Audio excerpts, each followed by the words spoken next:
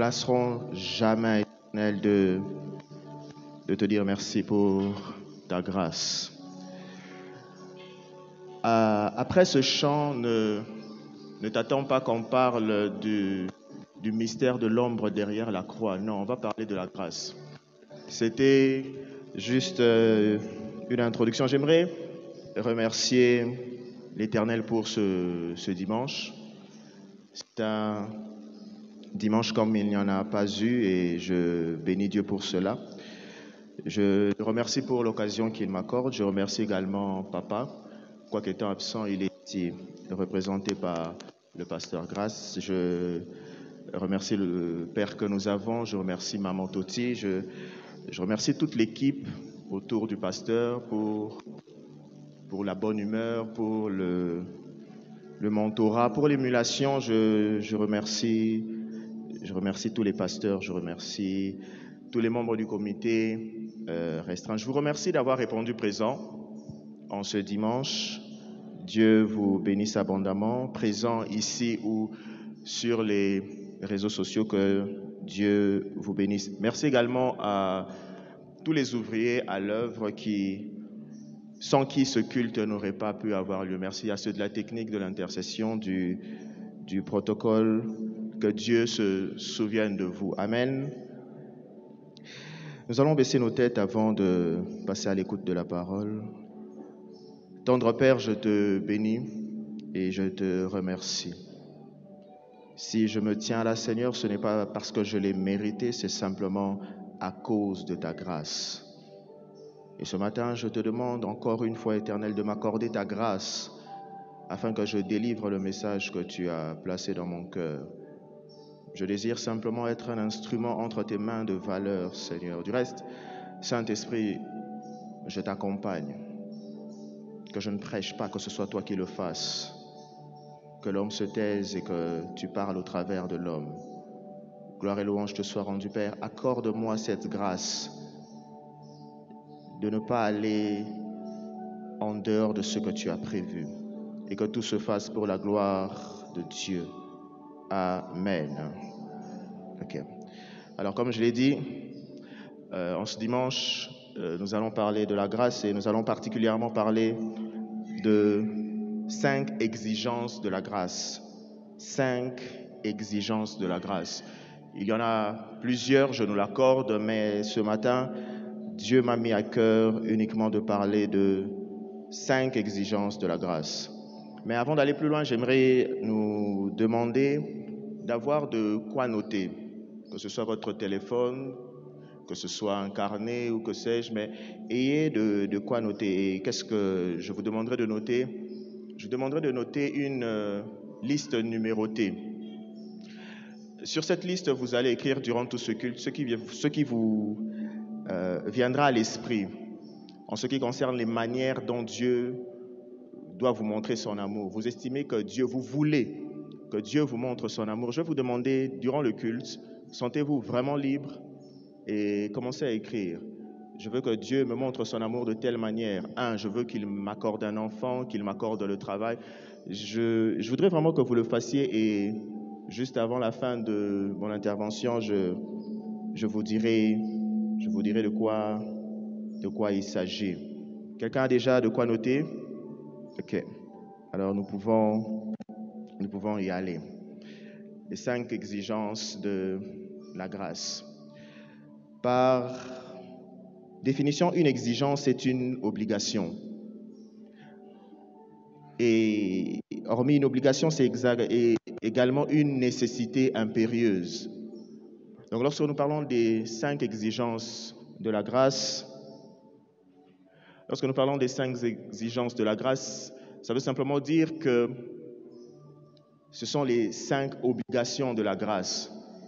Ce sont les nécessités impérieuses qu'exige, permettez la répétition, la grâce.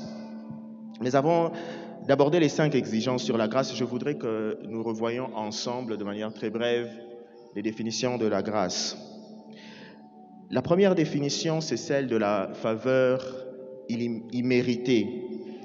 Et très souvent, dans notre vie en tant que chrétiens, nous nous limitons à cette définition de la grâce.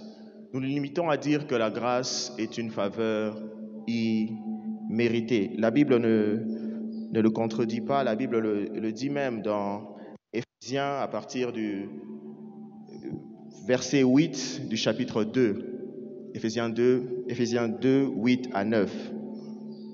Car c'est par la grâce que vous êtes sauvés par le moyen de la foi. Et cela ne vient pas de vous, c'est le don de Dieu. Ce n'est point par les œuvres afin que personne ne se glorifie.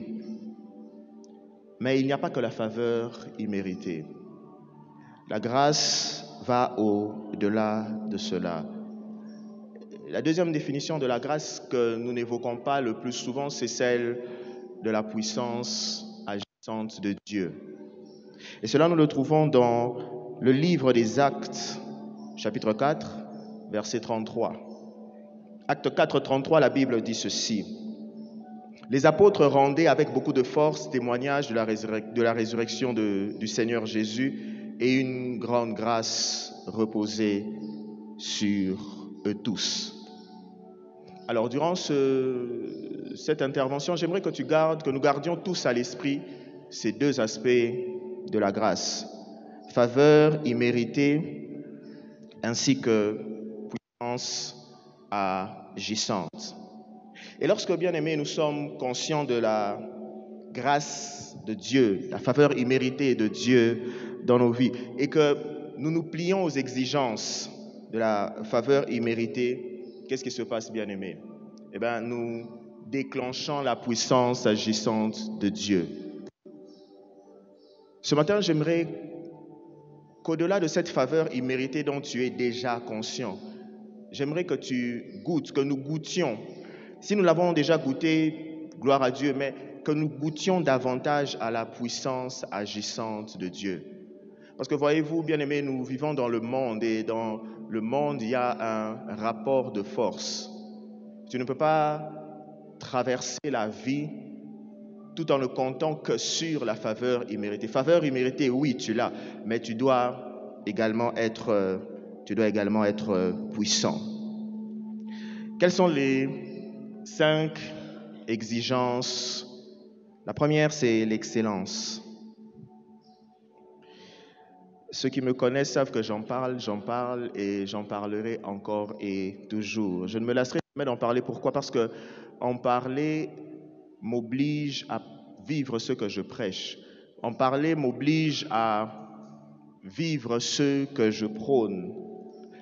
Et en pensant à l'excellence, Dieu m'a mis à cœur un exemple qui m'a énormément enseigné. Imaginez, bien aimé, que vous soyez parents et que... Bon, il y en a qui n'ont pas besoin de l'imaginer, ils sont déjà parents. Vous êtes parents, imaginez que vous offrez un très beau véhicule à votre enfant. Un merveilleux véhicule, je ne sais pas, une Prado, une belle Mercedes. Vous offrez ça à votre enfant qui est déjà en âge de conduire. Et vous êtes très content. Mais quelques jours après, vous vous promenez dans la ville de Lubumbashi, vous arrivez au niveau le croisement des avenues Mouero, je crois que c'est Mouero et Sendoué, au niveau du château. Et là, tout d'un coup, bien aimé, vous voyez votre enfant au volant du véhicule. Et à côté, pas dans le véhicule, mais à l'extérieur, il y a quelqu'un. Et cette personne-là, comme on dit, est en train de charger le véhicule. Lido, allez là. Bien aimé, tu seras choqué. Tu seras choqué. Tu n'arriveras pas à comprendre comment expliquer que j'ai offert ce beau véhicule à mon enfant, mais il en fait un taxi. Président Joël, tu auras même l'impression que Naomona bien été. Seigneur, Naomona nini. Tu essuies les yeux, Namelara bombete, Naomona bien été. Non, Uzomona bien. Et bien aimé, c'est ce qui arrive dans la vie de plusieurs chrétiens.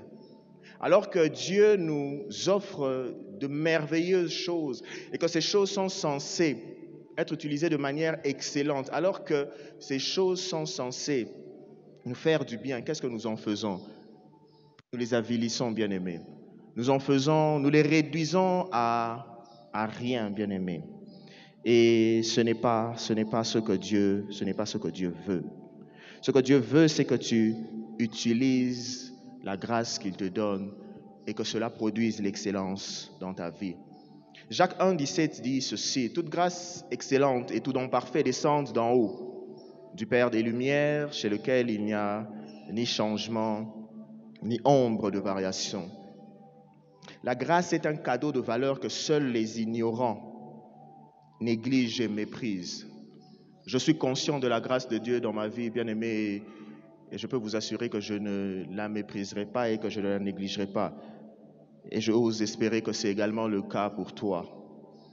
Si nous sommes fils et filles de Dieu, bien-aimés, alors nous avons l'obligation de viser l'excellence. Ce n'est pas une option. Bien-aimés, nous devons viser l'excellence. Colossiens 3,17 dit que « Et quoi que vous fassiez en parole ou en œuvre, faites tout au nom du Seigneur Jésus, en rendant par lui des actions de grâce à Dieu le Père. » Si le salut est une grâce, l'excellence est un mérite. Bien-aimé, l'excellence se mérite. Dieu m'a fait grâce, mais l'excellence doit se mériter. On n'est pas de nouveau, bien-aimé, en étant directement excellent. Tu dois désirer l'excellence. Nous devons désirer l'excellence. Nous devons acquérir l'excellence. Nous devons, bien-aimé, perfectionner l'excellence jusqu'à ce qu'elle devienne un style de vie.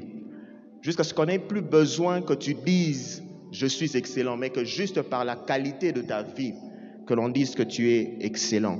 Et quand je parle de qualité de ta vie, je ne me limite pas seulement à l'aspect spirituel. Non, je vois même l'aspect séculier. Parce que voyez-vous, bien-aimés, nous ne sommes pas ici à l'église pour rester à l'église. Non, nous sommes à l'église pour aller impacter en dehors de l'église. Lorsque nous prêchons, ce n'est pas simplement pour que nous ayons une connaissance et que nous la gardions pour nous. Non, c'est pour que nous puissions la mettre en pratique même à l'extérieur. C'est ce qu'un jour je disais ici à la jeunesse. Je disais, c'est inconcevable de voir un chrétien qui a Jésus et qui n'a rien d'autre, et de voir un païen qui n'a pas Jésus mais qui a tout. Je ne le conçois pas. Il y a des choses qui me font mal. Tu tombes sur quelqu'un qui te dit qu'il est universitaire, mais il a fini l'université. Mais quand tu lis ce qu'il écrit, ça pique aux yeux. Orthographe, grammaire, conjugaison, c'est compliqué. Tu te demandes, il a étudié dans quelle langue? Si tu as étudié dans cette langue-là, écris dans cette langue-là, mais écris-la bien. J'essaie d'imaginer un peu que Dieu écrive sur les tables de la loi qu'il donne à Moïse, mais qu'il y ait des erreurs. Ça ne se fait pas. Maintenant, ce Dieu-là vit en toi. Comment m'expliques-tu que jusqu'à ce point, tu n'arrives pas à développer l'excellence? Du reste, tu ne sais pas comment on écrit rabababa, mais tu sais bien le dire. Alors, fournis un effort. Bien aimé, souvent nous nous limitons à dire Daniel refusa de se souiller, la sanctification. Mais on oublie que cette sanctification-là a produit une intelligence 10 fois supérieure. Bien aimé, visons l'excellence. Nos résultats dans la vie sont liés à nos habitudes. Nous obtenons ce que nous répétons chaque jour. Si tu n'aimes pas la moisson, change les semailles. C'est aussi simple que ça. Si tu n'aimes pas la moisson, si tu n'aimes pas ce que tu moissonnes, retourne aux semailles et change les semailles. Si tu n'aimes pas ton poids, si tu n'apprécies pas la taille que tu as, change simplement tes habitudes alimentaires. Ce n'est pas toujours la faute des autres, bien-aimés. Et lorsque nous apprenons à endosser la responsabilité de ce qui nous arrive dans la vie, cela est un signe de maturité. Combien se plaignent des choses qui ne marchent pas dans leur vie, tout en gardant les habitudes qui les ont emmenés à vivre ces choses-là, bien-aimés. Tu es étudiant. La réussite à la fin de l'année ne sera pas un acte spontané. Non, c'est l'accumulation de bonnes habitudes d'études. Tu es au travail, la promotion, c'est l'accumulation de bonnes habitudes qui font qu'on te remarque et qu'on dise « il mérite cette promotion ». Donc lorsque tu échoues, tu n'as pas à dire « c'est la faute de X ou c'est la faute d'Y ». Non, Seigneur, je te sers, comment est-ce que j'ai échoué? ce frère-là, c'est même pas un frère, cet étudiant-là est païen. Comment? Oui, parfois on pense que le Saint-Esprit va agir. Oui, il va agir pour celui qui aura étudié. Le Saint-Esprit va agir pour celui qui se sera démarqué. Parfois, on a tellement tordu le sens de la grâce qu'on ne fait plus rien. Je me rappelle, l'apôtre disait, tu es là, tu dis,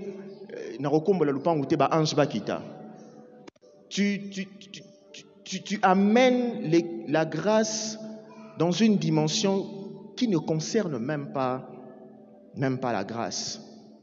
Ce que je nous demanderais, bien aimé, c'est d'adopter de bonnes habitudes. Adoptons des habitudes qui nous placent sur la voie de l'excellence. Et l'une de ces habitudes, bien aimé, c'est l'habitude de la réflexion. Réfléchir. Et soit dit en passant, nous allons en parler avec les grands jeunes. Si tu as entre 25 ans et 35 ans, déjà dès le mois prochain, je t'invite. Nous allons parler de merveilleuses choses, dont entre autres la réflexion. La Bible dit que celui qui réfléchit sur les choses trouve le bonheur. Qui veut être heureux ce matin? Qui veut être heureux? Amen. Ceux qui n'ont pas levé la main, je ne dis pas que vous voulez être malheureux. Je crois que vous avez levé la main, mais dans le cœur. Je crois que vous avez... Voilà, il y a un amen. Donc la personne n'avait pas levé, mais... Amen. Bien aimé, un des bons moyens pour prier, c'est de réfléchir. Tu ne peux pas dire que tu aimes la prière si tu ne réfléchis pas. Tu vas prier sur base de quoi? Il n'y a que lorsque nous prions en langue que nous ne réfléchissons pas, que notre intelligence, comme le dit l'apôtre Paul, est stérile. Mais qu'est-ce qu'il dit? Il dit, je prierai en langue, mais je prierai aussi en intelligence, c'est-à-dire de manière intelligible. Je dois réfléchir avant de prier. Et lorsque nous prions en intelligence, le Saint-Esprit nous inspire, le Saint-Esprit nous aide à comprendre la parole de Dieu. Il nous aide à la méditer, à l'assimiler, à réfléchir. Dieu appelle Moïse, il lui donne des modèles. Et tout comme Moïse, Dieu nous donne aussi des modèles bien-aimés. Et nous devons réfléchir pour les reproduire fidèlement sous l'onction du Saint-Esprit. Et les modèles que Dieu nous donne, ce sont simplement les promesses sur nos vies. Lorsque Dieu te donne une promesse sur ta vie, il te la donne par sa grâce. Tu ne l'as pas méritée, mais pour la manifester, tu as encore besoin de la grâce. Et nous devons nous impliquer par notre attachement à Dieu, par notre vie de prière, afin de voir ces prophéties se réaliser. Nous appartenons au royaume de Dieu bien-aimé et nos habitudes de vie doivent changer. Une nouvelle identité exige de nouvelles habitudes. Si avant d'être chrétien, tu faisais des choses qui ne t'aidaient pas à avancer, en devenant chrétien, tu es obligé de faire certaines choses, de poser certains actes qui t'aident à aller dans la direction de ta destinée. J'aime cette phrase qui dit « Si mieux faire est possible, alors bien faire n'est jamais assez. » Si tu peux mieux faire les choses, ne te limite pas à bien les faire. Si après avoir fourni un travail, après avoir fait quelque chose, tu te rends compte que tu peux ajouter quelque chose et que cette chose peut rendre meilleur ton travail, fais-le. Pourquoi est-ce que je ne l'ai pas fait ce que j'aurais dû faire? Pourquoi est-ce que ce n'est pas meilleur? J'aurais pu mieux le faire. Alors demain, je m'engage à mieux le faire. Un des ennemis de l'excellence, bien aimé, ce sont les mauvaises fréquentations. Vous savez, les mauvaises fréquentations, parfois on a du mal à s'en détacher. C'est mon ami d'enfance. Comme on dit, Wandane. Tu es toujours enfant pour ne pas comprendre que tu as une destinée glorieuse à laquelle Dieu t'appelle. Comment peux-tu continuer à fréquenter quelqu'un qui te tire vers le bas? Bien-aimé, si tu as quelqu'un dans ton entourage qui ne t'aide pas à avancer, prie pour cette personne de loin, arrête de fréquenter cette personne. Pourquoi? Parce que nous sommes la moyenne des 5 personnes que nous fréquentons le plus souvent. Si vous avez des amis, remarquez que ces amis-là, avant de les fréquenter, vous aviez des mots que vous n'utilisiez pas. Mais étant donné que tu fréquentes cette personne-là, tu te mets à utiliser certains mots que cette personne-là utilise le plus souvent. Et les mauvaises fréquentations, ce n'est pas seulement les fréquentations physiques, mais ce que tu écoutes aussi, c'est ce que tu lis et également. Je dois vous avouer que pendant une période assez trouble de ma vie, j'écoutais du rap non chrétien. Maintenant, j'écoute du rap chrétien. C'est de la bonne musique, mais j'écoutais du rap non chrétien. Quelqu'un dit, Pasteur Henri Fabrice, oui, je ne suis pas tombé du ciel. Et dans ce genre de musique, de chansons-là, du rap français, ils avaient l'habitude de parler, mais à l'envers. Ils disaient un mot, mais ils le disaient à l'envers.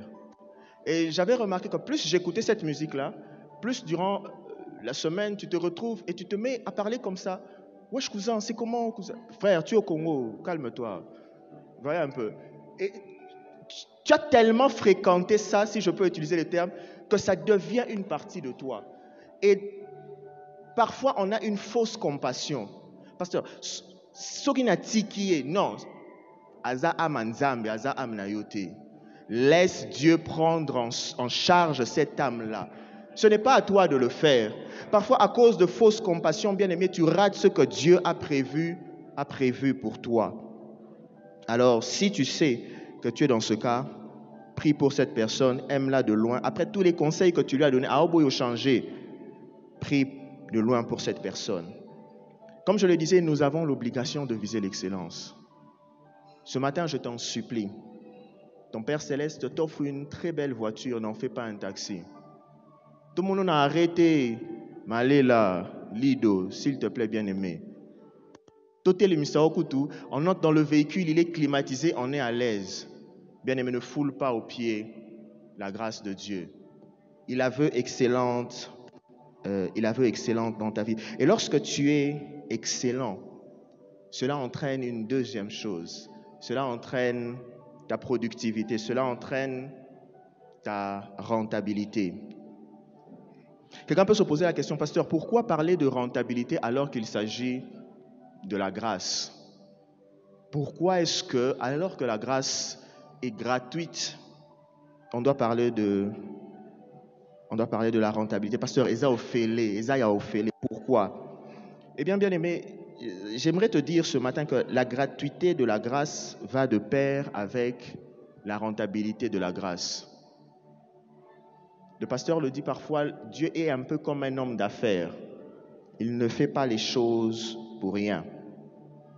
Et tu sais, la grâce est non seulement gratuite, mais la grâce doit également être rentable. Rentabilité et gratuité vont de pair. Elles se promènent ensemble, elles cheminent ensemble. Chaque soir, dans la mesure du possible, nous devons nous poser la question, en quoi est-ce que j'ai été productif pour Dieu aujourd'hui? En quoi est-ce que ma vie a été rentable pour le royaume des cieux? Qu'est-ce que j'ai fait aujourd'hui qui a réjoui le cœur de Dieu par ma rentabilité? Ne pas se remettre en question, c'est vouloir ne pas avancer, c'est vouloir ne pas évoluer. Ne pas se remettre en question, c'est un moyen sûr de faire du surplace. Bien aimé, tu peux être en mouvement sans progresser. Tu peux tourner en rond sans progresser. Tu es en mouvement, mais tu ne progresses pas. Or, que dit la Bible? La Bible dit que Dieu désire que nous prospérions comme prospère l'état de notre âme. Prospérer, c'est aller de l'avant. Prospérer, c'est être rentable et aller de l'avant. Parce qu'il n'y a pas de prospérité sans rentabilité. Et si c'est le désir de Dieu, alors, bien-aimé, tu dois être rentable. Nous connaissons, je pense, tous la parabole des mines, la parabole des 10 mines. Nous trouvons cela dans Luc 19 à partir du verset 13. Luc 19 à partir du verset 13. L'histoire, bien, c'est qu'un maître confie 10 mines à 10 de ses serviteurs, une mine chacun. À chaque serviteur, il remet une mine. Il effectue un voyage et à son retour, qu'est-ce qu'il veut? À son retour, au serviteur de lui rendre des comptes. Parce qu'avant de partir, en donnant la mine, il demande... Je disais, comprenez que une voix rauque, lourde, ce n'est pas un don que Dieu m'a donné. Amen. Il n'y a que ceux qui étaient là qui m'entendaient. Et au verset 26, Dieu, au travers de cette parabole, donne un avertissement à chacun de nous. Pourquoi à chacun de nous? Eh bien parce que, bien aimé, à chacun de nous, Dieu a donné quelque chose. Tu ne peux pas dire que Dieu ne t'a rien donné. Comment retirer quelque chose à quelqu'un qui n'a rien? Eh bien, c'est parce que cette personne pense qu'elle n'a rien. Ce n'est pas Dieu qui pense que tu n'as rien. Dieu sait qu'il t'a donné quelque chose. Aucun de nous ici présents n'a été au cours des derniers jours. Il y a eu d'abord le contenant et ensuite le contenu est arrivé. Et lorsque le contenu arrive, le contenu a en lui tout ce dont il a besoin pour agir dans le contenant. Donc, arrête de te dire que tu n'as rien. Arrête de te minimiser. 3 choses à savoir sur la rentabilité. La première, c'est que ta rentabilité est dictée par Dieu qui t'a donné quelque chose par sa grâce. C'est Dieu qui exige que tu sois rentable. Dieu veut que tu sois rentable. Ce n'est pas négociable, bien-aimé. Ce n'est pas négociable. La seconde chose, c'est que ta rentabilité te qualifie, ta rentabilité définit ton utilité ou ton inutilité. Celui qui avait 10 mines a été très utile pour son maître. Celui qui en a produit 5 a également été très utile. Celui qui en a produit aucune a été inutile. Bien aimé, à mon avis, une des choses les pires qui soit, c'est d'être un chrétien inutile. Tu n'as pas été sauvé pour être inutile. Si jusqu'à présent tu étais inutile, ce matin, je te demanderai de devenir utile pour ton maître. Commence d'abord.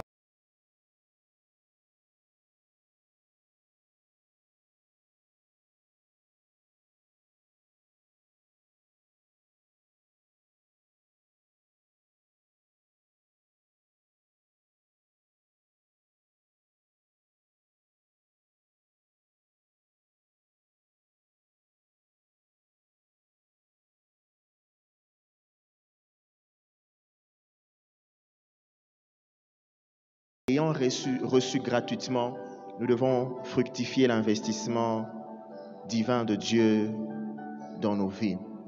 Et ce que j'aime avec la rentabilité, c'est que quand tu es rentable, tu fais de Dieu ton débiteur. Parce que lorsque tu fais bien les choses, ça oblige Dieu à te donner quelque chose en plus. Et j'aime ce que la Bible dit dans Job 41, 11. Dieu pose la question à Job. Il lui dit, de qui suis-je le débiteur? Je le paierai. Autrement dit, lorsque tu es productif, lorsque tu es rentable pour Dieu, et comme il ne peut être le débiteur de personne, il sera obligé de te payer. Le service que tu fais pour Dieu, continue de bien le faire.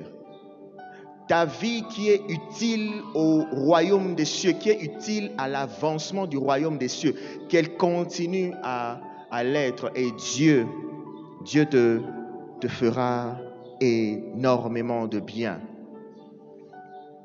J'aimerais parler de 2 ennemis de la rentabilité. Il y a la peur et l'incompétence. La peur et l'incompétence sont 2 ennemis de la rentabilité. Pourquoi? Parce que celui qui a peur va cacher la mine qu'on lui a donnée dans un linge. Parce qu'il a peur de prendre des risques. Bien aimé, celui qui échoue est meilleur que celui qui n'a rien essayé. Parce que celui qui échoue a au moins la foi. On peut se moquer de Pierre en disant, Jésus lui a dit homme de peu de foi lorsque Pierre a commencé à couler. Mais aucun autre disciple n'a marché sur les eaux. Pierre a ne serait-ce qu'essayé. Maintenant, avant de te moquer des autres, pose-toi la question, est-ce que tu as déjà essayé? Parce qu'il y en a qui sont passés maîtres dans l'art de se moquer des autres. Et Simbitin, yo omegaranini. Non. Quand une personne essaye, encourage-la.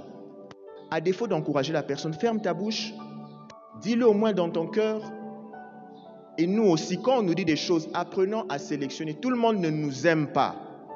Ça veut dire que quand tu vas tenter des choses pour devenir millionnaire, il y en a un qui ne va pas te rater.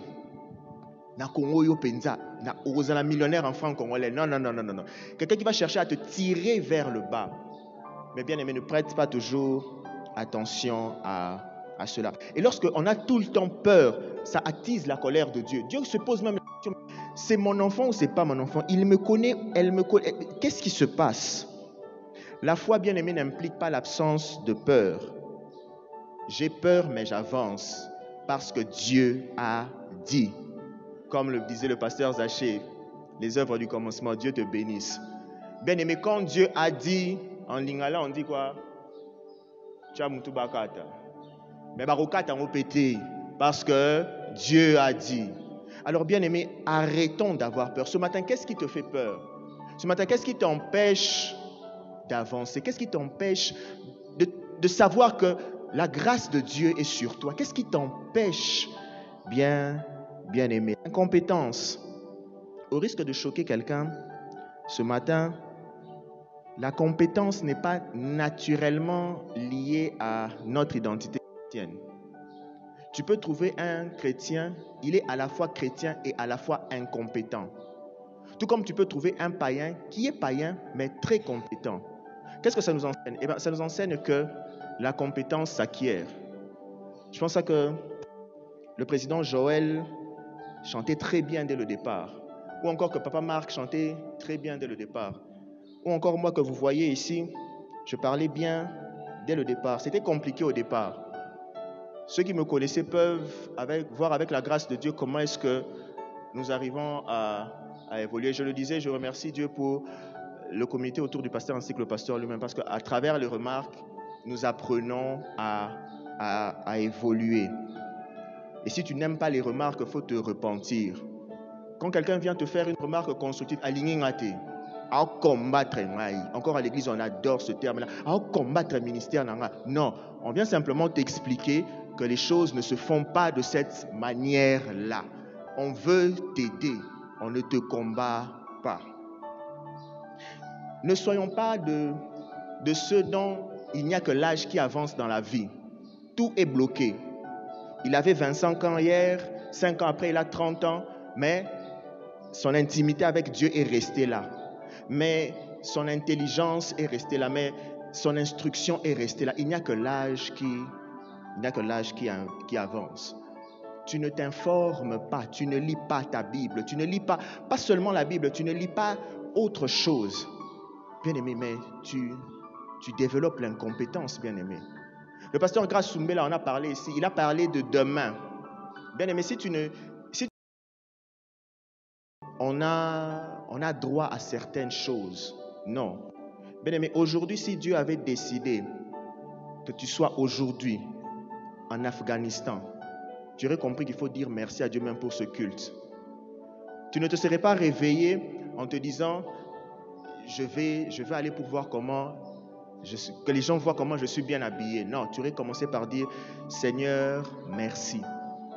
Merci car je peux venir te louer et t'adorer librement. Merci car il n'y a aucune contrainte. Je peux le faire sans contrainte. Bien aimé, si l'impolitesse, permettez le terme, parce que quand on ne respecte pas quelqu'un, on est impoli, il faut dire les choses telles qu'elles sont. Si l'impolitesse peut nous faire rater des promesses terrestres, à combien plus forte raison des promesses divines? Dieu dit dans Malachie 1,6, où est la crainte qui m'est due? Dieu demande cela. Dieu exige d'être craint.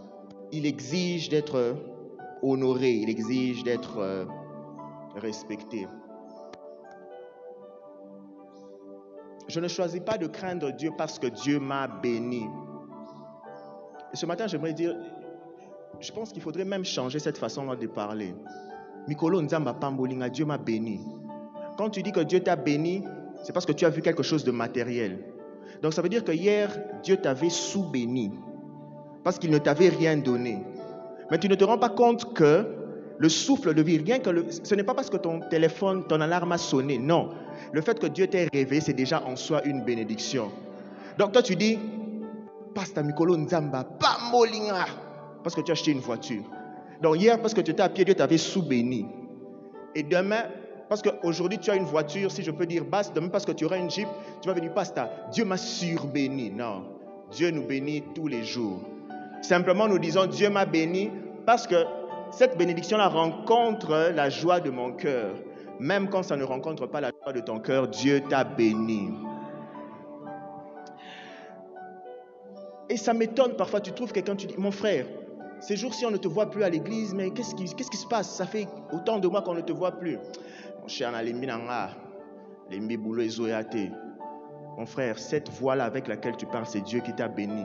Et tu utilises cette voix-là pour cracher sur la grâce de Dieu. Tu ne crains pas Dieu. Ma soeur, on ne te voit pas. Qu'est-ce qui se passe? Maman dit, j'ai jamais compris pourquoi est-ce qu'on déforme la bouche à ce moment-là. J'ai jamais compris. Peut-être, je ne sais pas pourquoi est-ce qu'on ne le dit pas. Ma soeur, le frère là qui t'a vu, qui a apprécié ce physique, parce qu'il n'a pas vu un esprit, il a vu un physique. C'est pour ça que quand on célèbre les mariages, arrêtez avec vos rababa ici lors des échanges. Non, dis ce que tu as vu. Oh, j'ai épousé une femme prophétique. Rababa, ma soeur parle, mon frère parle. Tu as d'abord vu. Président, toi tu ne vas pas faire ça. Alors, ma soeur, ta beauté là, que le frère a déjà vue, c'est pas toi, tu n'as rien fait pour avoir cette beauté là. Parce que je t'assure que le frère là, il t'a déjà vu. Et tu oses dire la lembi nanga. Ne sais-tu pas que la Bible dit que la joie du juste n'est que bonne, l'attente du juste n'est que bonheur. Et j'aime la version qui dit l'attente du juste débouche sur la joie. Alors pendant que tu attends bien. Pendant que tu attends bien. C'est dans le Proverbe 10, 28 qui dit que l'attente du juste débouche sur la joie. Le chômage se prolonge. La conception d'enfants tarde à venir. Pendant ce temps-là, manifeste ta foi. Pendant ce temps-là, dis-toi simplement que j'avance et qu'à un moment donné, je vais voir la gloire de Dieu. Quand on dit débouche, vous savez, c'est un peu comme l'embouchure.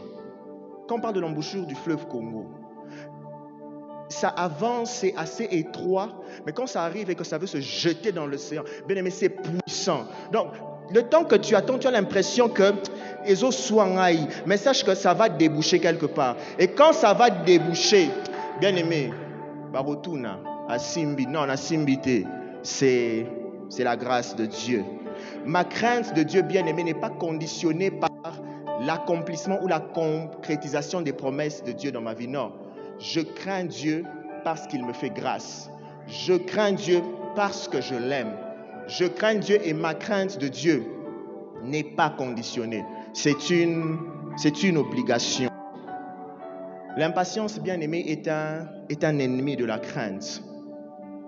Quand tu es impatient, bien-aimé, ça va te causer de sérieux problèmes avec Dieu.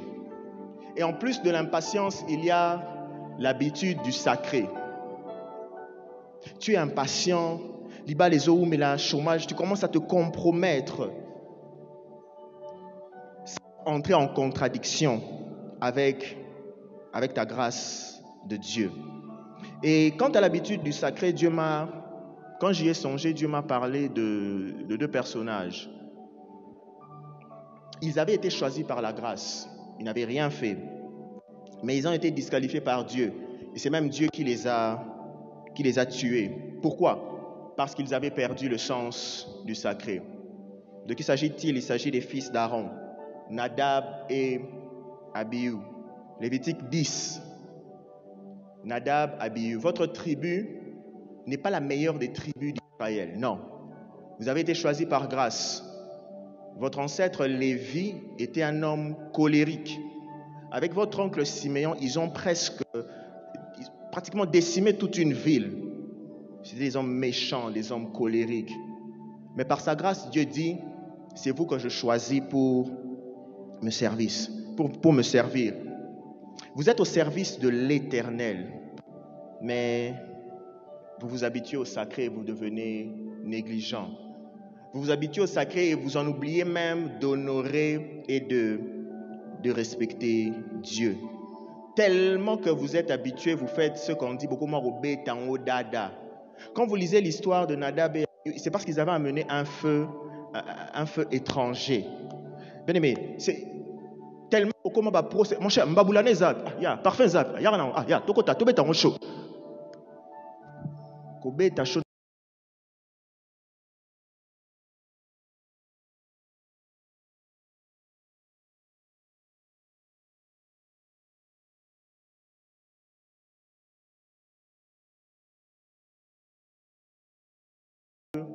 Aller croissante. Mais quand je dis devenir ami de Dieu, c'est-à-dire tu commences à faire des choses qui t'éloignent du sacré. Des choses, nous avons mais un peu comme il disait aux Corinthiens, ces choses on ne les trouve même pas chez les païens.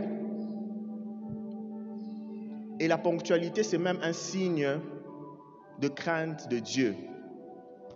Quand tu ne viens pas à temps, sache simplement que tu n'as pas honoré et respecté Dieu. Si c'est le cas pour toi ce matin, repens-toi et prends l'engagement dimanche matin de le faire. Dimanche prochain. Parfois, on est tellement dans les choses spirituelles qu'on oublie même les basiques. Même ces basiques-là sont spirituelles. Mais l'accent a tellement été donné au réma qu'on oublie que même le logos est fondamental. Tu penses que parce que tu avais dit je vais jeûner pendant 3 jours, Seigneur, je n'ai pas fait 2 jours, Seigneur, pardonne-moi. Mais quand tu viens en retard, tu ne demandes pas pardon. Quand tu viens en retard ici, tu n'as pas l'habitude de demander pardon à Dieu. Tu viens en retard tout bonnement, comme la parcelle n'est pas encore pavée, tu prends encore du temps pour sapat fausse à poussière, et tu entres, protocole pas sur place au boyi, refan la place na yo. Et à la fin, tu ne demandes même pas pardon à Dieu, parce que tu estimes que ce n'est pas un péché. Bien aimé, c'est basique, mais c'est tout autant spirituel. Alors qu'il était dans le désert, nourri par Dieu avec la manne, bien aimé, c'est une grâce. Tu ne prépares pas. Tu te réveilles, tu trouves de la nourriture à même le sol. J'essaie de m'imaginer. À même le sol. Ils étaient dans le désert. Pasteur, j'ai fait biologie. Je sais qu'il y a des microbes. À même le sol. Au lambité. Au gouti bilo ronacé. Au logoti au lit. Au bélité.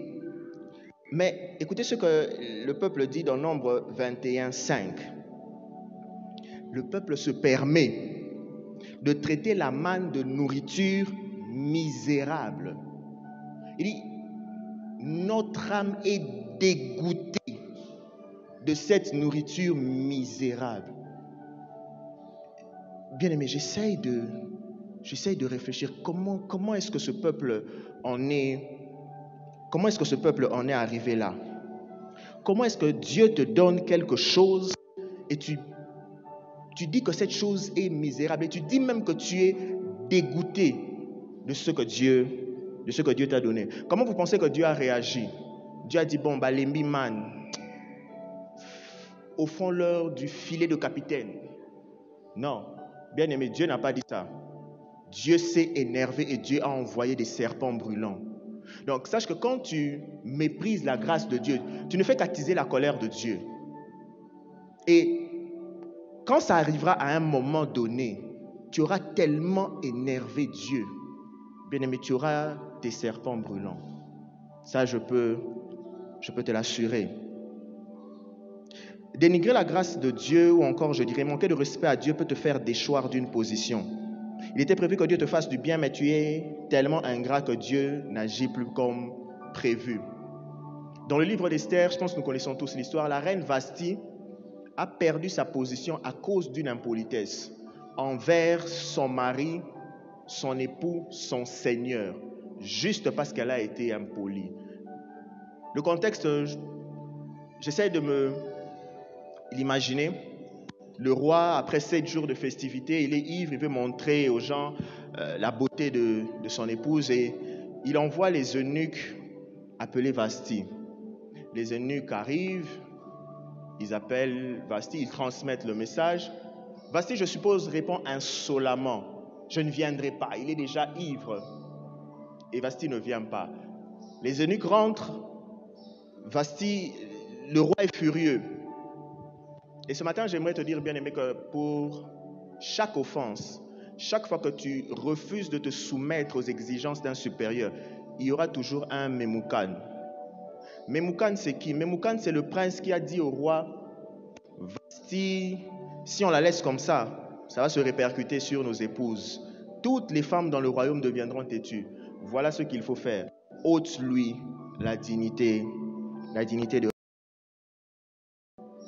Si le diable, bien-aimé, l'accusateur, ainsi qu'à partager ce qui nous est cher avec les autres, la générosité engendre la noblesse. Ce qui nous est cher va au-delà de l'argent. Ça peut être notre temps, ça peut être notre attention. Et ça me rappelle l'histoire de Joseph.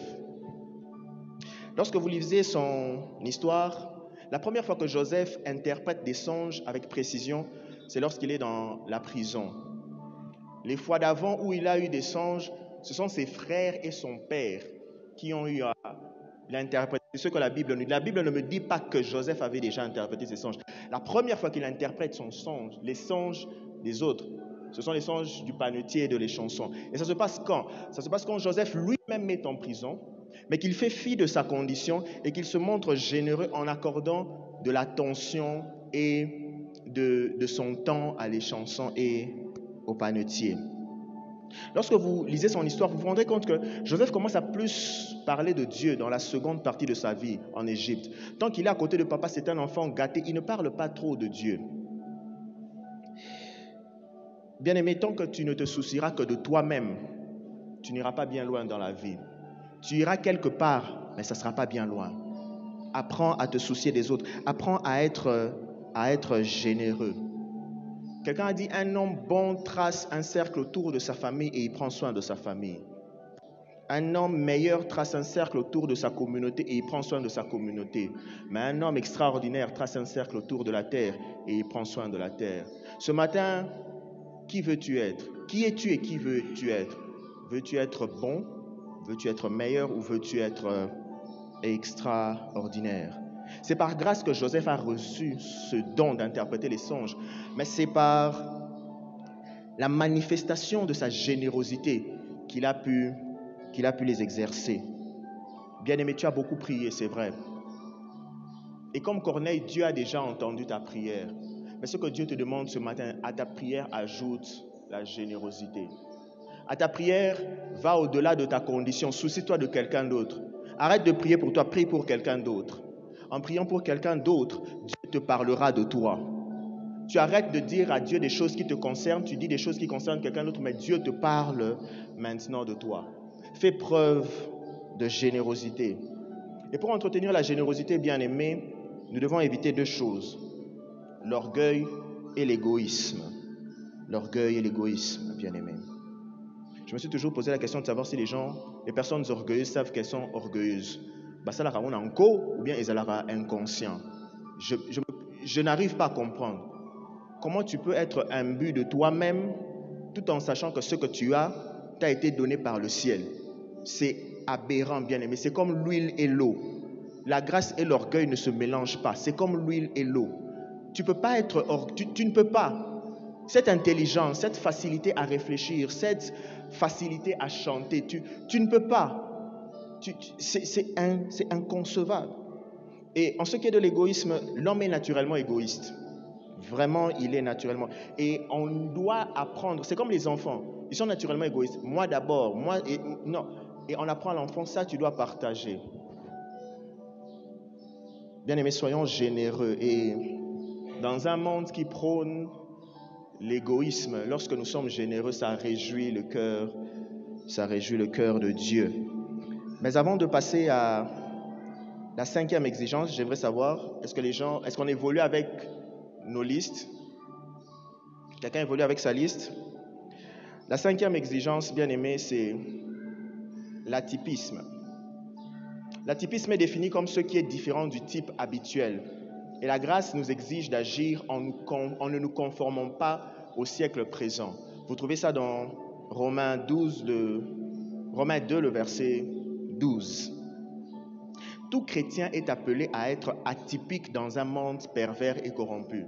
Les gens vont à gauche à cause de la grâce de Dieu. Je vais à droite. Vous savez, j'ai grandi dans une commune. Parfois, je me posais la question, pourquoi papa n'avait pas acheté une maison à la Gombe? Peut-être à Limete. Parce que c'était compliqué. Bien aimé, tu peux avoir un peu d'argent. Quand tu dis à quelqu'un, on peut acheter tel livre à Talionan. Combien de bicolo là, Tabayo. Tu parles de livres, lui, il parle de farine pour manger son boukari. Tu te dis, Faina Zatana Gombe, Faina Zatana Wapi. Bien aimé, chacun de nous, à un moment donné de sa vie, a été atypique. Comment ça? À chaque fois, presque à chaque fois que quelqu'un t'a dit Olingo Laksanini, sache que tu as été atypique.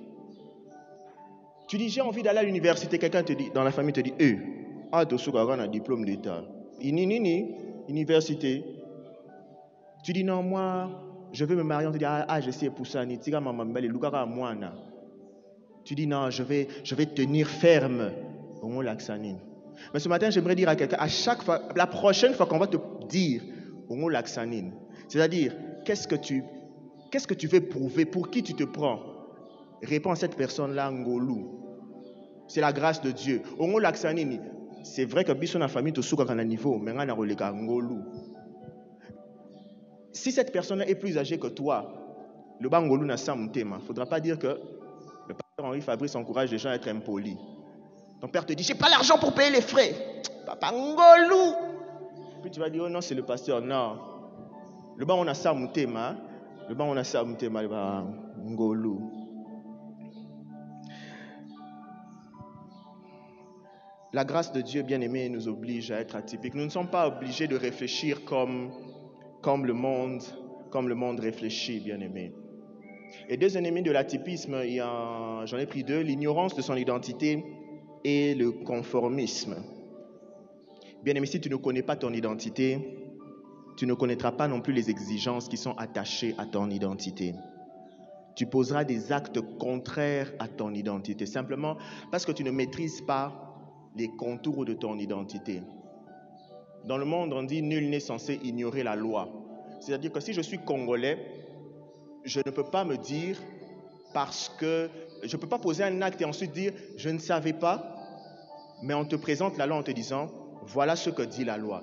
Et étant congolais, tu es soumis à la loi congolaise. Donc bien aimé, en tant que chrétien, tu dois lire ta Bible, tu dois t'instruire afin de savoir quels sont tous les contours de ton identité. En ce qui concerne le conformisme, bien aimé, la vie n'est pas un match de foot entre païens et chrétiens où il faut être fair play. Soyons fair play. Le païen enlève son maillot, toi aussi tu enlèves ton maillot. Non. Bien aimé, nous sommes là pour influencer les païens. Le pasteur Atoms disait, comment pouvez-vous m'expliquer qu'au Congo, on dit qu'il y a 90% de chrétiens, mais que le Congo fait partie des pays les plus corrompus au monde. Donc ça veut dire que ce sont les 10% de païens qui arrivent à influencer les 90% de chrétiens. Ça ne se comprend pas.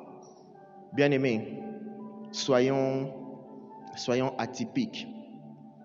Et maintenant, j'aimerais vous dire pourquoi est-ce que Dieu m'avait mis à cœur de vous demander de dresser une liste sur les manières dont vous aimeriez voir lui montrer son amour. J'aimerais d'abord savoir qui a trouvé 1, 2 manières, 3 manières, 10. J'aimerais qu'on lise Acte 4, 33, nous l'avons lu, mais nous allons le lire cette fois-ci dans la version Parole de vie. Ceux qui avaient cette version-là, je pense qu'ils ont déjà la réponse. La Bible dit, avec une grande force, les apôtres témoignent que Jésus s'est relevé de la mort et Dieu leur montre son amour de 1000 manières. Si tu as trouvé 10 manières, sache que Dieu a encore en réserve 990 manières pour toi. Dieu veut te montrer combien il t'aime de 1000 manières. Mais ce qu'il te demande ce matin, c'est de te souvenir de ces 5 exigences. Luc 2,52 dit, « Et Jésus croissait en sagesse, en stature et en grâce devant Dieu et devant les hommes. » Ce matin, de la part du Seigneur, je nous recommande simplement, afin que Dieu nous montre son amour de 1000 manières, afin que nous expérimentions la puissance agissante, afin que nous allions de la faveur imméritée à la puissance agissante. Je nous demanderai, bien aimé, de nous rendre agréables à Dieu. Comment cela? Je nous demanderai de nous rendre agréables à Dieu en observant ces 5 exigences. Soyons agréables à Dieu, bien aimé, en étant chaque jour un peu plus excellent, parce que c'est ce que Dieu attend de nous. En étant, bien aimé, chaque jour un peu plus rentable. Lorsque nous sommes rentables pour Dieu, ça réjouit son cœur. En étant chaque jour un peu plus craignant Dieu. Et après sa crainte, en étant généreux. Et après avoir été généreux, bien aimé, en étant atypique. Et lorsque nous croîtrons dans ce sens, Dieu sera honoré. Ce matin, veillons à ce que la Bible dit dans Hébreux 12, 15, partie A. Veillons à ce que nul ne se prive de la grâce de Dieu. Ceci ayant été dit, bien aimé, mon souhait c'est que la grâce du Seigneur repose sur nous et que l'Éternel nous bénisse. Bon dimanche.